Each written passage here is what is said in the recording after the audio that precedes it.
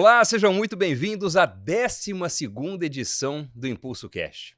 É isso mesmo, estamos completando 1 ano de podcast. Passou rápido, hein? Vamos relembrar um pouco de tudo que já aconteceu por aqui.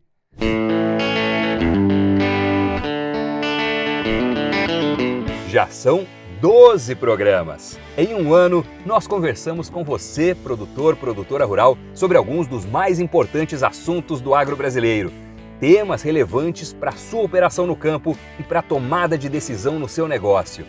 Especialistas e agricultores debateram tópicos que foram desde o planejamento da próxima safra aos desafios nas diversas culturas, dos impactos da podridão das vagens, às projeções para a lavoura de milho, da pirataria de produtos, às ferramentas inovadoras da agricultura digital.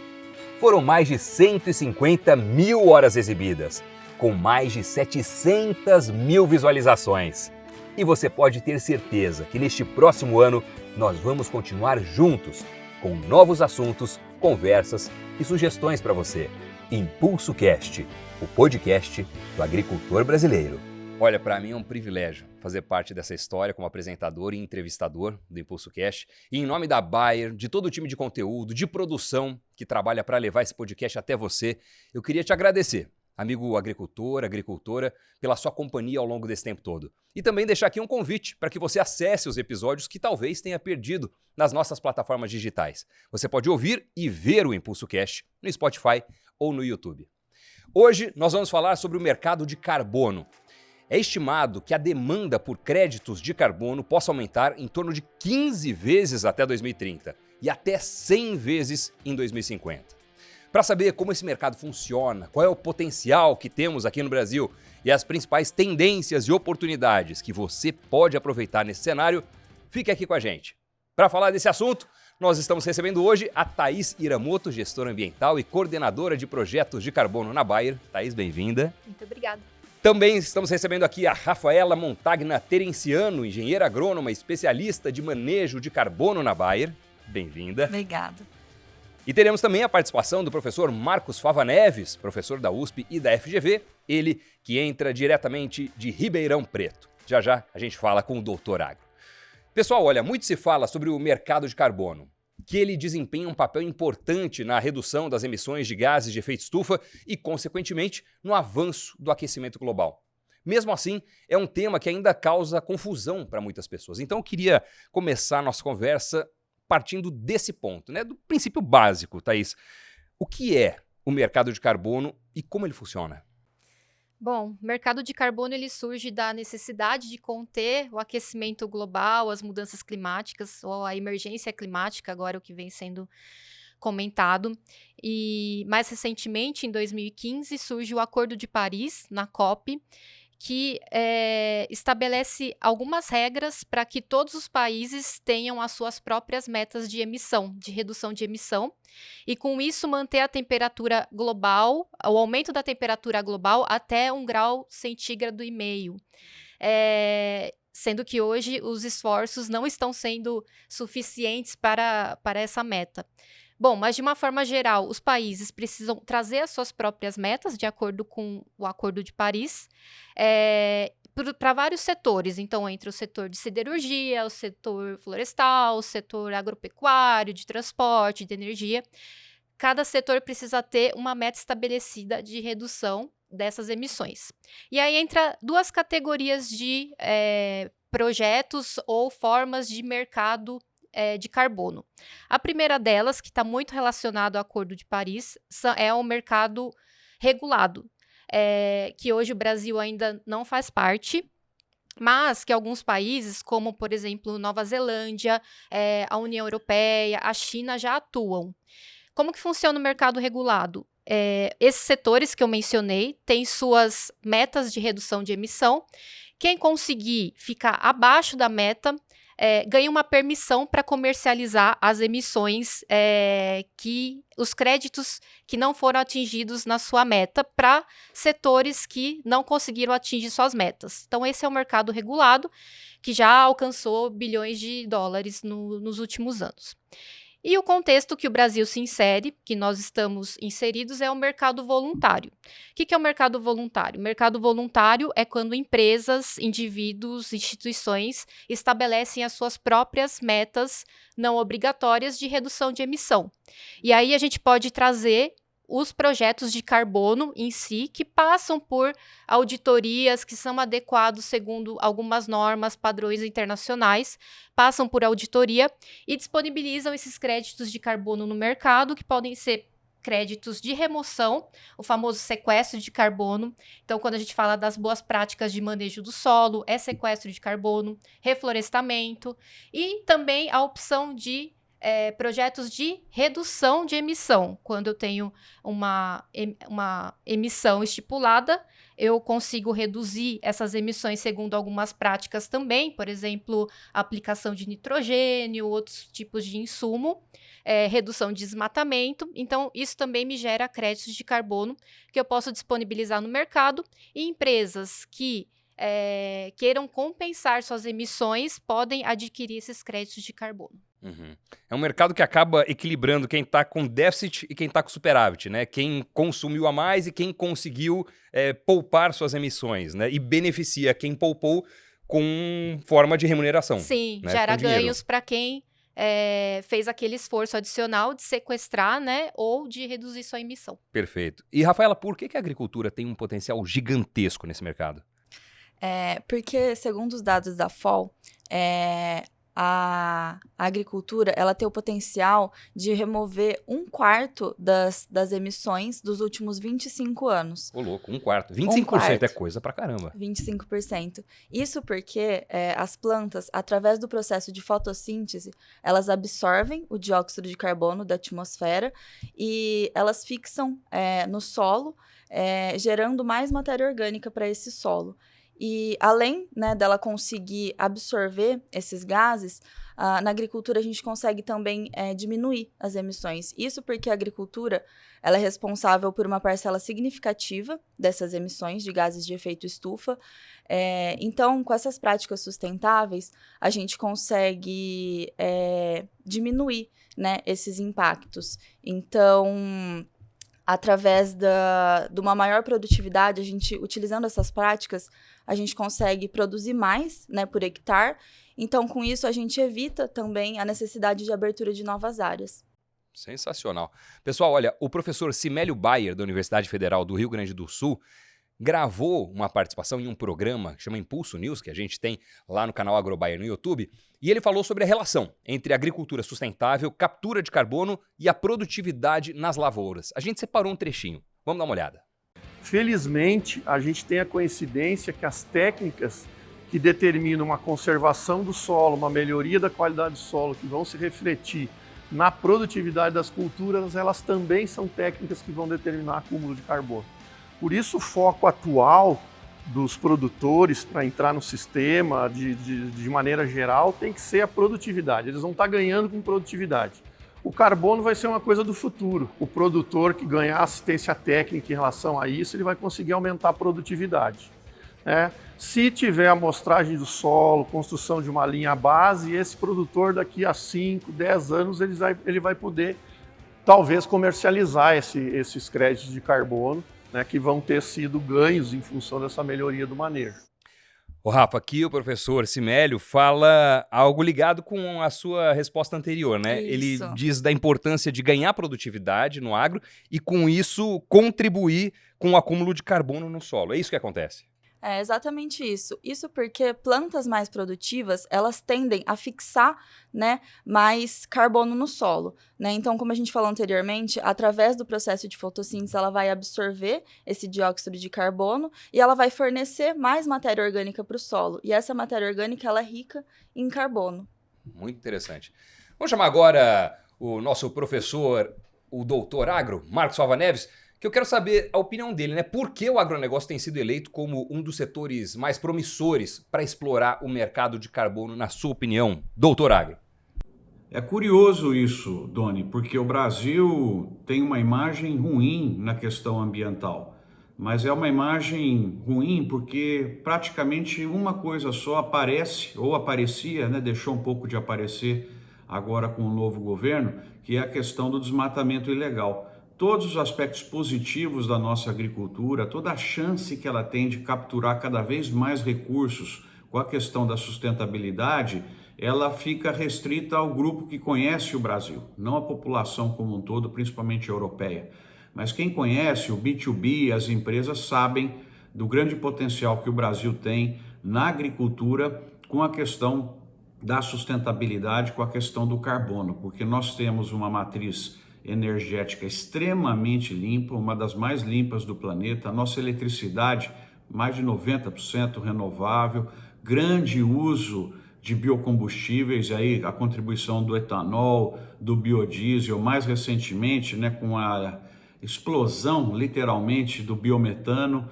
Nós estamos com possibilidades muito grandes, a presença do Código Florestal, a área preservada que o Brasil tem, todas as inovações que já foram comentadas aqui nesse programa, que permitem hoje a gestão da agricultura por metro quadrado, questões que o Field View traz, por exemplo, enfim, bioinsumos, é muita coisa para o Brasil aí realmente liderar nessa área. Tá aí, portanto, valeu, doutor Agro, daqui a pouco a gente volta a conversar. Olha, quando a gente analisa o Brasil, um estudo da Way Carbon mostrou que nós temos potencial de suprir praticamente metade, para ser preciso, 48,7% da demanda global do mercado voluntário, que a Thaís explicou agora no início da nossa conversa, e até 28% do mercado regulado. Só para ter uma noção de valores, essas transações podem chegar até 120 bilhões de dólares em 2030. É muita coisa. Diante de todo esse potencial, como é que o agricultor pode aproveitar as oportunidades nesse mercado, Thaís? Bom, a oportunidade da geração de crédito de carbono é uma das oportunidades, na verdade. A gente pode pensar também em mecanismos de insetting, que é quando o produtor ele realiza uma intervenção na sua produção que afeta a cadeia produtiva como um todo. Então, a indústria que compra dele, toda a cadeia que se beneficia da compra desse grão, ela vai também pagar por essa redução de emissão. Então, podemos pensar de certa forma que o offsetting gera um crédito que pode ser para compensar fora da cadeia, e o insetting, ele comprova essa redução, essa captura de carbono, mas ele é colocado dentro da própria cadeia produtiva. Então, essa é uma forma adicional do produtor se beneficiar disso. Outra forma também é ele ter uma pegada mensurada, esse balanço de carbono calculado, né, para o produto dele, para a propriedade dele, e ele ter uma preferência também de compra, né, das indústrias que querem também ter a sua pegada estipulada, o seu escopo 3 calculado, e dessa forma esse produtor ele sai na frente por ter essa mensuração já feita. Mas, de todo modo, tudo isso, todas essas opções de participação no mercado de carbono envolvem muita ciência, porque ele precisa estar adequado às metodologias e ferramentas internacionais de mensuração e de boas práticas aplicadas ao campo. E, a partir do momento que ele estabelece essas boas práticas no campo, é preciso também estabelecer e colocar o MRV em prática. O que é o MRV? O M de mensurar, então não adianta ele ter as práticas e não ter metodologias e ferramentas para mensurar esse impacto positivo que ele está causando no clima, né, nas mudanças climáticas. O R é de reportar, então tudo isso precisa estar sistematizado e envelopado para que o mercado enxergue esse reporte dele como fidedigno, né, e que ele colocou em prática de fato e causou impacto positivo. E o V, que é de verificado, então chamar uma segunda ou terceira parte para fazer essa auditoria, essa verificação do impacto que está sendo causado. E aí hoje o nosso papel aqui é muito fazer esse MRV, né, e auxiliar o produtor com essas práticas para que a gente consiga colocar tudo isso dentro dos padrões internacionais, que é um grande desafio, e também dar credibilidade a essas contabilizações de emissões e redução para que ele possa chegar no mercado e ofertar essas boas práticas que ele tem. Perfeito. Tem que ser um dado robusto, né? Confiável, robusto, De que a muita pessoa olhe de qualidade. qualidade, que um potencial comprador ou o mercado olhe e fale, bom, aqui dá para confiar. Né? Exatamente. Tem toda essa lição de casa, né? E, Rafaela, quais são as práticas agrícolas que contribuem para o acúmulo de carbono no solo? Uma coisa que a gente fala muito, né, é o plantio direto. Então, o não revolvimento desse solo, ou um revolvimento mínimo, né, onde a gente mexe apenas ali na linha de plantio. Rotação de culturas, para que a gente tenha fontes alternativas da entrada de matéria orgânica, promovendo uma ciclagem de nutriente nesse solo e, consequentemente, um acúmulo maior de carbono, plantio de cobertura. Então, a gente deixar esse solo coberto o máximo de tempo possível para que não haja uma perda também de matéria orgânica, para que a gente esteja também o ano todo fornecendo nutrientes para os micro-organismos desse solo. Adição também de fontes alternativas, como esterco, compostos orgânicos, que também vão fornecer mais matéria orgânica para esse solo, e um uso eficiente dos fertilizantes e de irrigação, para que essas plantas elas consigam atingir o seu potencial máximo, né? Absorver mais nutrientes e, assim, fixar mais carbono nesse solo. Bacana. E, pessoal, eu não sei se vocês sabem, mas a Bayer tem um programa muito legal nessa área, é o Pro Carbono Commodities. Vamos rodar um vídeo para você entender direitinho do que se trata.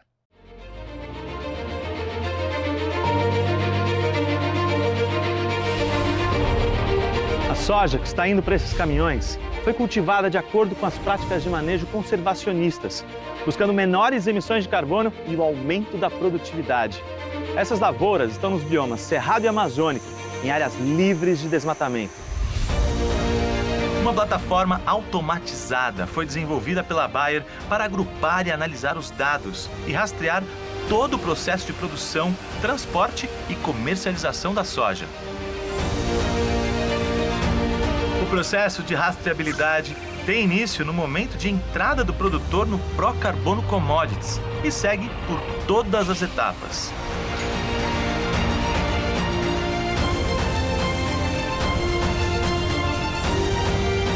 A tecnologia blockchain associada à rastreabilidade gera registros que não podem ser alterados ao longo de toda a jornada da soja.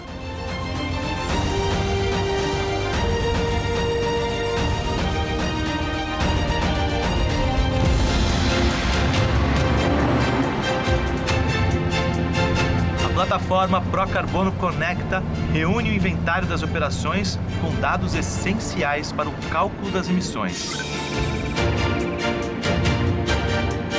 A Bayer, em parceria com a Embrapa, também está desenvolvendo uma ferramenta para calcular a pegada de carbono na cultura da soja em zona tropical.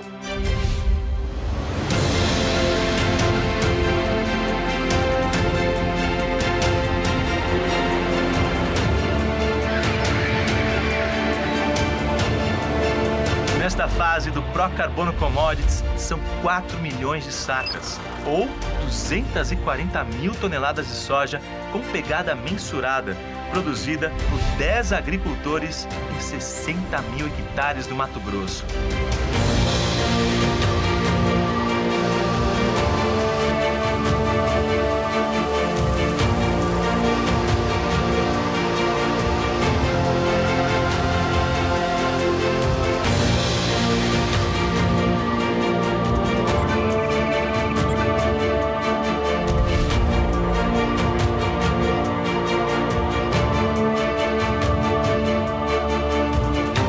Acompanhamos a primeira carga saindo de uma fazenda em Matupá, rumo ao exterior.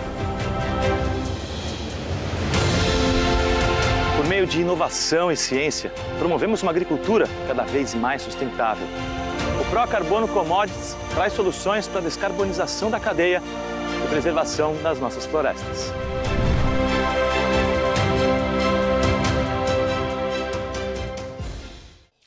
Programaço, né? E sempre que a gente fala em agro e sustentabilidade, essa é uma aliança que está muito em voga, é uma grande preocupação e é um ponto de muita atenção também dos produtores. Eu tenho participado de eventos do agro e tenho visto isso como algo muito relevante que está no radar de todo mundo. Então, acho que esse programa entra exatamente nessa mesma linha, né?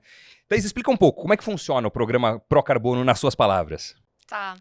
Bom, o vídeo tá super explicativo, mas acho que o Procarbono Commodities ele entra numa estratégia global da Bayer em promover e apoiar uma agricultura sustentável de baixo carbono, atrelado a uma segurança de não desmatamento e conversão, né? Que é um ponto importante aqui para países tropicais, principalmente o Brasil, que tem a Amazônia, o Cerrado e biomas muito importantes para a biodiversidade.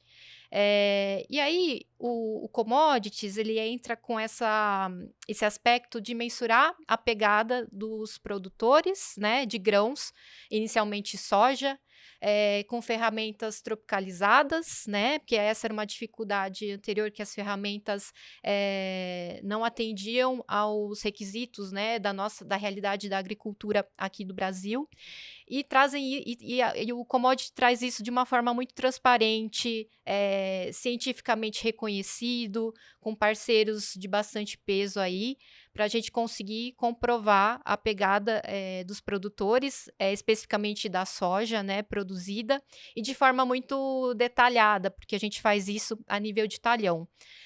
Hoje são 10 produtores dentro do programa, inicialmente, no estado do Mato Grosso, uma área aproximada aí de 159 mil hectares de fazenda. Então, é bem relevante para nós. E a ideia é expandir ainda mais no futuro. Sim, é expandir, incluir outros biomas, outros estados, e tornar isso escalável, né? Que eu acho que é o principal ponto aqui para a Bayer. E como que é feita a mensuração da pegada de carbono? O produtor, a produtora que está assistindo a gente, consegue estimar isso com base em dados da propriedade? Ou os que participam do programa, pelo menos? Sim, bom, assim, a gente criou uma ferramenta, né? Primeiro de tudo, uma ferramenta que mensura a pegada da soja em parceria com a Embrapa. E essa ferramenta é baseada numa metodologia de análise de ciclo de vida. Então, o que ela considera? Ela considera desde da fabricação, a pegada de carbono da fabricação dos insumos, então a fabricação do calcário, do fertilizante, do combustível, a fase agrícola, que é a aplicação desses insumos em campo, sementes e esses outros insumos que eu mencionei, a mudança do uso da terra, que é um aspecto importante, né? Os desmatamentos passados que ocorreram nessa área, e o transporte desse grão da fazenda até a trader. E assim a gente fala que mensurou o ciclo de vida dessa soja, né? Isso é complexo, hein? Bem complexo. Nossa senhora, muitas etapas de tudo, do berço do até... berço até a trader, né? Uhum. Então, e é exatamente esse o termo que se usa, né? Do berço a trader. E aí a gente captura dados de forma automatizada desses produtores a nível de talhão, que torna tudo um pouco mais complexo e detalhado também.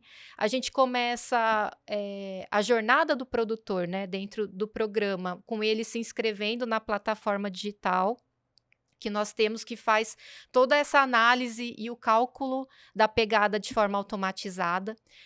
Ele se inscreve, então, nessa plataforma, ele insere o CAR, que é o Cadastro Ambiental Rural. A gente faz uma análise de compliance socioambiental dessa área, então a gente verifica se houve desmatamento nos últimos 10 anos, se a área possui algum embargo ambiental, alguma sobreposição com áreas protegidas. Isso são critérios de elegibilidade para o programa, então ele precisa estar em compliance em todos esses critérios para participar, e estando em compliance, a gente faz o levantamento desses dados, então quantidade de sementes, quantidade de aplicação de insumos por hectare, combustível utilizado nessa área, e tudo isso vai dentro dessa calculadora que gera a pegada, atrelada à produtividade dele também, porque o nosso resultado é dado em quilos de CO2 por tonelada de soja.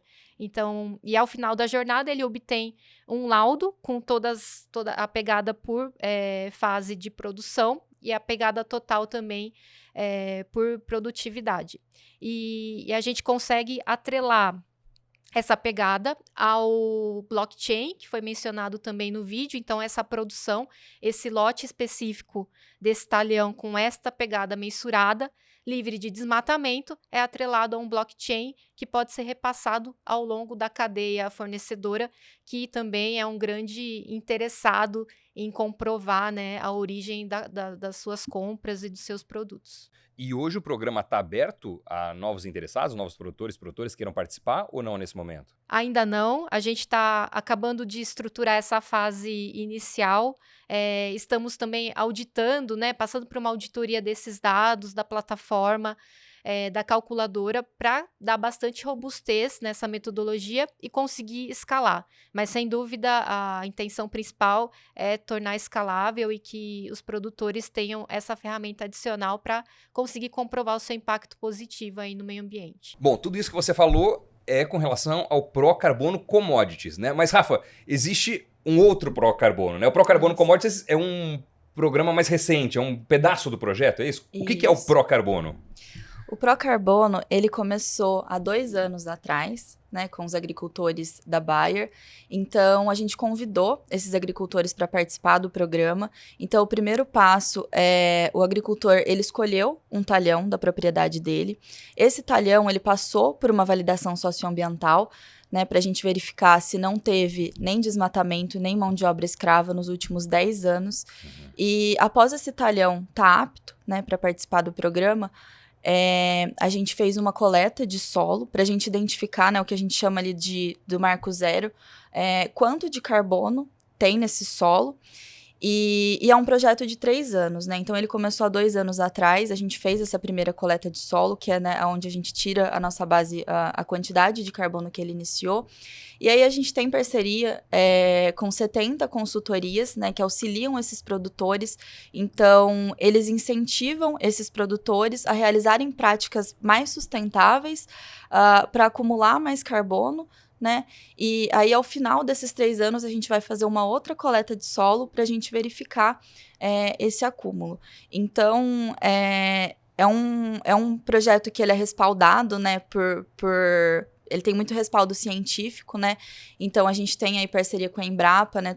Essa metodologia que a gente faz de coleta de solo, né? Essas recomendações é tudo feito com muito embasamento científico, né? Então, o intuito é a gente aumentar esse carbono no solo. Então, né, como a gente conversou, as plantas, elas têm esse potencial de capturar e a gente consegue também, na agricultura, reduzir as emissões através dessas práticas. Então, tá tudo interligado, né? Quanto mais se produz, mais a gente consegue aumentar esse carbono no solo. Às vezes, quando a gente fala de sustentabilidade, né, acredita-se que, mas eu vou ter que mudar minha produção, talvez eu produza um pouco menos. Não, e é ao contrário, porque tá tudo interligado. Essas práticas, elas vão aumentar essa produtividade e, consequentemente, reduzir as emissões e aumentar esse acúmulo de carbono no solo. Perfeito. Então, são 2 das iniciativas da Bayer com foco nessa questão de carbono, solo, sustentabilidade. Procarbono e Procarbono Commodities. Correto. Perfeito. A gente ainda vai ouvir falar muito sobre isso, então eu tenho certeza. Vamos acompanhar os próximos desdobramentos.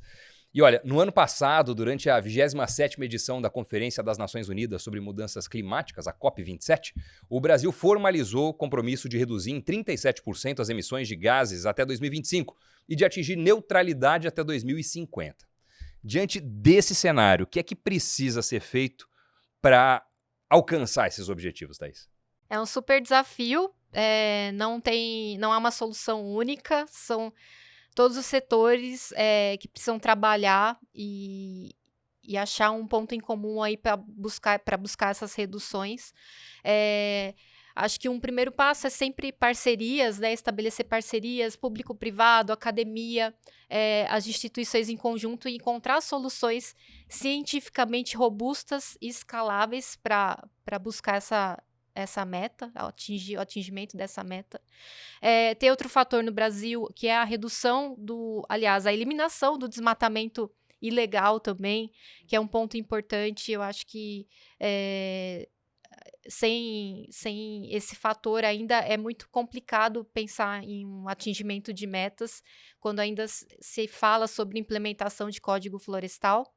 E aí, outro ponto é avançar nessas questões da agricultura, como ela mencionou, já tem um grande, é fato o grande potencial que a agricultura tem de capturar e remover esse carbono da atmosfera, e aí a gente criar mecanismos para que se remunere esse esforço do produtor e também para que se ateste a durabilidade e a permanência desse carbono no solo e assim a gente de fato reduzir as emissões e conseguir cumprir a meta estabelecida pelo país. E para os produtores que estão ouvindo a gente ou nos assistindo nesse momento, quais são as recomendações, Rafa, que você dá para que ele e ela possa aproveitar as oportunidades que vão surgir daqui para frente? Doni, o produtor rural brasileiro, ele já é muito sustentável, né? Uhum. Então, quando a gente fala de plantio direto, de uso de cultura de cobertura, ele já está à frente dos produtores de outros países. Então, o que é a minha dica? É que ele intensifique essas práticas ainda mais, né? Então, não só o plantio direto, né, o não revolvimento do solo, mas ele adotar o sistema como um todo. Então, ele adotar a rotação de cultura, as culturas de cobertura, deixar esse solo coberto o máximo de tempo possível, é ele fazer diferente, ele ter um choque de gestão ali na propriedade dele, para que ele possa se habilitar a esse mercado. Hoje o produtor brasileiro já consegue ganhar dinheiro no mercado de carbono ou é uma perspectiva futura? Vamos lá. Hoje ele é uma perspectiva futura, ao passo que algumas metodologias ainda estão sendo ajustadas Tá. para essa contabilização e também para disponibilizar esse crédito de carbono no mercado. Quando eu falei do offsetting, a metodologia da Verra, né, que faz essa estimativa de mensuração e remoção e sequestro de carbono na agricultura, ela foi relançada agora, uma versão nova que está disponibilizada, então que a gente já pode aplicar e gerar, né, créditos futuros aí de carbono. E o insetting, que são os VCIs, né, os créditos de carbono internos, digamos assim, dentro da cadeia, também está com a metodologia sendo desenvolvida agora. Então, apesar das práticas serem muito antigas, né, já estabelecidas pelo produtor, já muito conhecidas, a forma de mensurar e certificá-las ainda é incipiente. Uhum. Então, são temas que a gente vem trabalhando e preparando o terreno para que, de fato, quando elas saiam, a gente já esteja preparado para conseguir reportar isso de forma eficaz, confiável, com dados de qualidade. Perfeito. Existe alguma estimativa de quando que isso deve acontecer? Olha, eu acho que a gente pode pensar assim,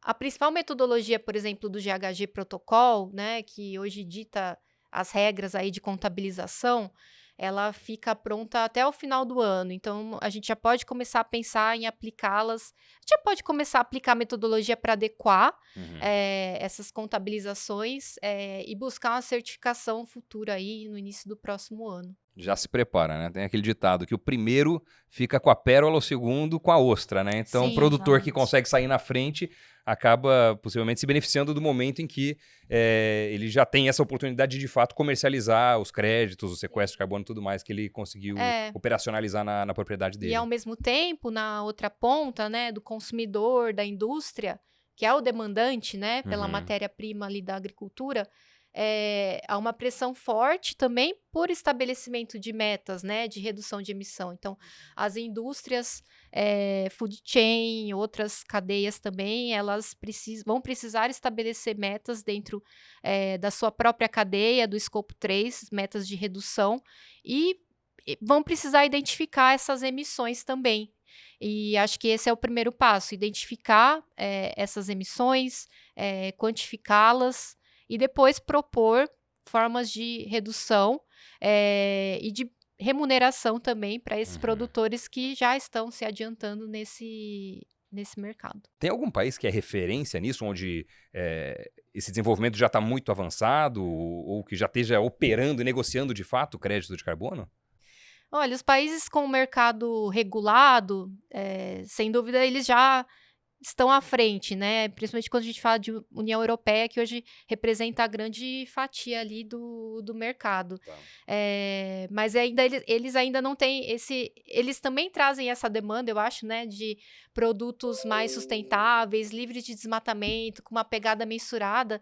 Então, para fora ali das fronteiras, né? Do próprio país que tem esse mercado regulado, de alguma forma o Brasil vai precisar também se adequar e demonstrar seus esforços aí para exportação também, né?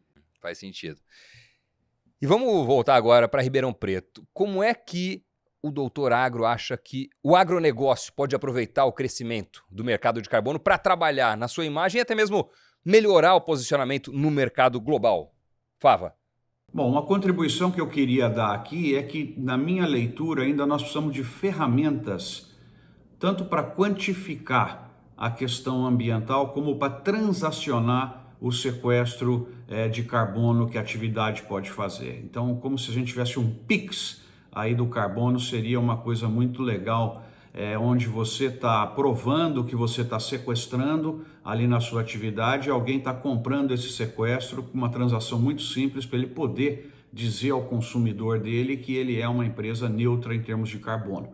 Tem muitos que não vão conseguir fazer isso, a agricultura brasileira vai. Então ela vai ser vendedora de sequestro de carbono. O que nós precisaríamos é de avenidas, como se fosse esse PIX do carbono que eu falei, para que ficasse mais fácil o processo, tanto de quantificar quanto de transacionar. E lógico, né, que o mercado internacional, principalmente, tem que estar disposto a pagar por isso, porque muito se fala em sustentabilidade, mas para pôr a mão no bolso, a gente percebe uma resistência um pouquinho maior, né?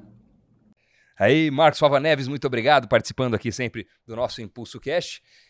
E meninas, tem mais algum ponto, algum aspecto que vocês querem trazer aqui, algum alerta, algum recado final para o produtor, para a produtora que está acompanhando a gente com relação a esse tema que é tão intrigante, a gente está no momento de desenvolvimento de muitas coisas e imagino que a gente tenha trazido aqui muitas respostas para quem nos acompanha, mas é sempre um assunto que fica com alguma interrogação, possivelmente, na cabeça do produtor e da produtora. Alguma mensagem final?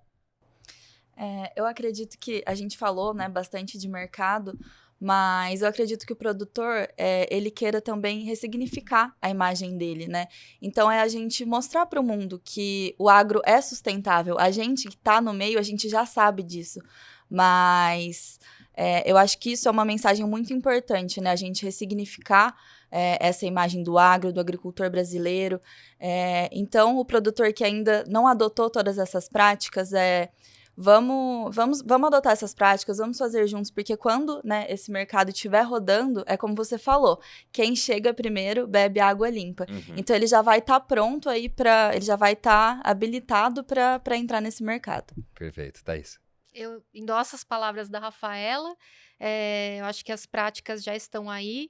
Falta realmente uma maneira eficaz, né, que a gente está se propondo a colocar, de mensurá-las e de garantir essa qualidade da informação e disponibilizá-la no mercado, que eu acho que é o mais importante. E, de fato, conter as mudanças climáticas, né, porque é um problema que afeta a todos nós e também afeta a própria atividade agrícola, né? Então, as ações de mitigação aí são super importantes para o mundo como um todo. É isso aí. Pessoal, queria agradecer demais a você que nos acompanhou aqui no Impulso Cast. Agradecer muito a você, Thaís. Obrigado por ter vindo. Muito obrigada. Rafa, valeu. Obrigada. Muito legal ter a participação de vocês e também, claro, do nosso parceiro de sempre, professor Marcos Fava Neves, Doutor Agro. Obrigado. Muito obrigado por participar ao longo de um ano deste Impulso Cast, nos ouvindo, nos assistindo aí do outro lado, viu? Espero que ao longo desses 12 meses a gente tenha trazido conteúdo que foi relevante para você, ou te inspirou, ou informou, ou contribuiu de alguma forma para a tomada de decisão no seu negócio. Fechado? Mais uma vez, para mim é um privilégio fazer parte desse projeto e mês que vem a gente volta com mais um Impulso Cast. Só reforçar meu convite, hein? Se você perdeu algum episódio, vai lá! Por exemplo, no canal AgroBuyer no YouTube, ver o episódio do podcast que você perdeu e também os outros programas da grade que a gente prepara sempre para você. Impulso Negócios, Impulso News, Impulso Gente, por aí vai. Valeu, pessoal, até o próximo Impulso Cast. Valeu, tchau, tchau.